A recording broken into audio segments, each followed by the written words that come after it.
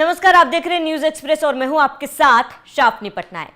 2024 लोकसभा चुनाव में इंडिया गठबंधन बढ़ चढ़कर सामने आया था। तमाम पार्टियों को एकजुट करके उन्होंने ये चुनाव लड़ा था, लेकिन जैसे ही चुनाव खत्म हुआ, आम आदमी पार्टी ने अपना स्टैंड क्लियर कर दिया कि अब वो इस गठबंधन से बाहर है।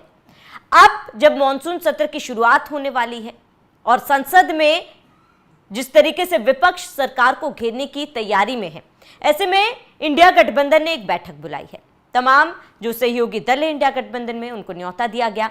ये बैठक इसलिए बुलाई गई कि किस तरीके से किन किन मुद्दों पर सरकार को घेरा जा सकता है, उसको लेकर विपक्ष की तैयारी क्या है।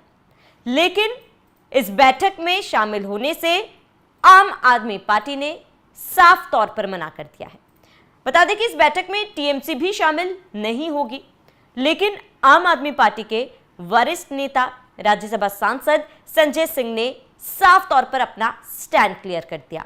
संजय सिंह ने यह कहा कि इंडिया गठबंधन का हिस्सा आम आदमी पार्टी नहीं है। उन्होंने कहा कि ये केवल लोकसभा चुनाव के लिए था।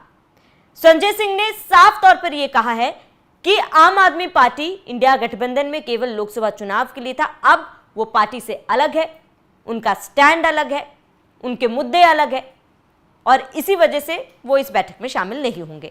बता दें कि 19 जुलाई को ये बैठक होनी है इंडिया गठबंधन की और कई तमाम नेताओं को इसको लेकर न्योता दिया गया था। इसको लेकर संजय सिंह ने अपना स्टैंड क्लियर किया। संजय सिंह ने कहा कि इस गठबंधन का हिस्सा अब आम आदमी पार्टी नहीं है।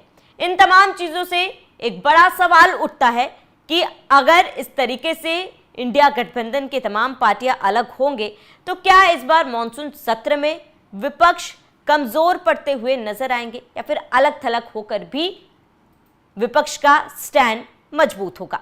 बता दें कि संजय सिंह ने बयान दिया। संजय सिंह ने साफ अपने बयान में यह क्लियर कर दिया कि आम आदमी पार्टी इसका हिस्सा नहीं है। उन्होंने कहा हमारी पार्टी और अरविंद केजरीवाल ने पहले ही साफ कर दिया है कि हम इंडिया गठबंधन से बाहर हैं। संजय सिंह ने यह भी कहा कि आप संसदीय मुद्दों पर टीएमसी और डीएमके जैसे विपक्षी दलों के साथ समन्वय बनाए रखेगी और उनका समर्थन करेगी, जैसा कि ये दल आपका समर्थन करती आ रही है। और इसके साथ ही संजय सिंह ने यह कहा कि गठबंधन केवल लोकसभा चुनाव के लिए था। इसके बाद आम आदमी पार्टी ने हरियाणा और दिल्ली विधानसभा चुनाव में अलग थलग होकर लड़ाई लड़ी थी, चुनाव लड़ा था, जिसका नतीजा हम सब ने देखा। अब आपको बता दें कि संजय सिंह से बिहार चुनाव को लेकर सवाल पूछे गए, क्योंकि यहां पर तो संजय सिंह ने स्टैंड क्लियर कर दिया कि लोकसभा चुनाव में हम साथ नहीं लड़ रहे हैं।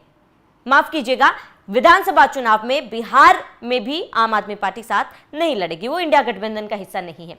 ऐसे में अब आपको बता दें कि बिहार में एक अनाउंसमेंट की गई, ये ऐलान किया गया कि 125 यूनिट बिजली फ्री दी जाए, जिसके बाद संजय सिंह ने एनडीए को जमकर घेरा, नीतीश कुमार को भी जमकर घेरा। संजय सिंह का वो बयान आपको बताते हैं। संजय सिंह ने सबसे पहले कहा कि इंडिया गठबंधन लोकसभा चुनाव के लिए था और अब वो इस गठबंधन का हिस्सा नहीं है।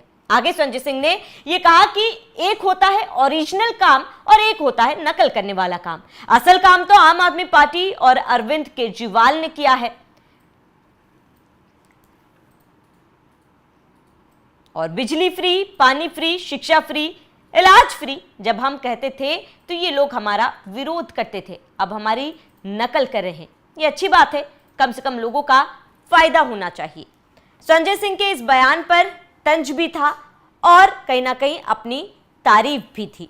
संजय सिंह ने एक और बयान भी दिया। उड़ीसा के बालेश्वर में जो एक लड़की के साथ हुआ, उसके ऊपर संजय सिंह ने कहा कि बहुत ही दुर्भाग्यपूर्ण है, क्योंकि प्रशासन को उस मामले की जानकारी थी। बावजूद इसके जब उन्होंने कुछ नहीं किया तो मजबूरी में लड़की को आत्मदाह करना पड़ा और उसका जीवन चला गया। इसके लिए सीधे तौर पर सरकार जिम्मेदार है।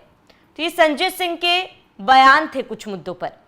पहले उन्होंने गठबंधन से साफ इनकार कर दिया कि वो अब इंडी गठबंधन का हिस्सा नहीं है। दूसरा, जब उनसे सवाल पूछा गया बिहार चुनाव को लेकर, बिहार में जिस तरीके से 125 यूनिट बिजली फ्री का ऐलान किया गया है, इस पर भी उन्होंने तंज कसा। उन्होंने कहा कि हम जब करते थे तो हम पर सवाल उठाए जाते थे, और अब आम आदमी पार्टी की नकल बिहार में की जा रही है।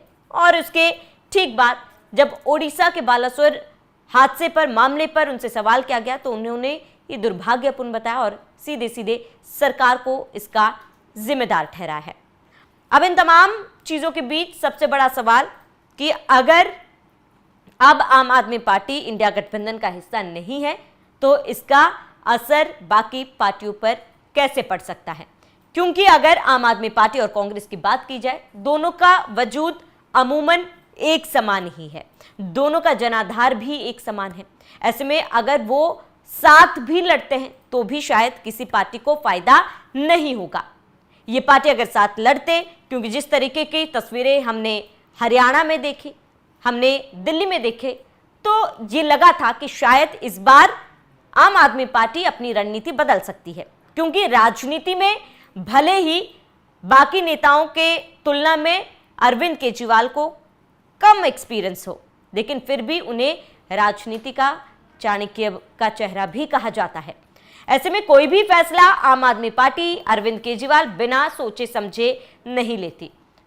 अगर कोई आम आदमी पार्टी ने फैसला लिया है, इसमें आम आदमी पार्टी का जरूर कोई फायदा होगा।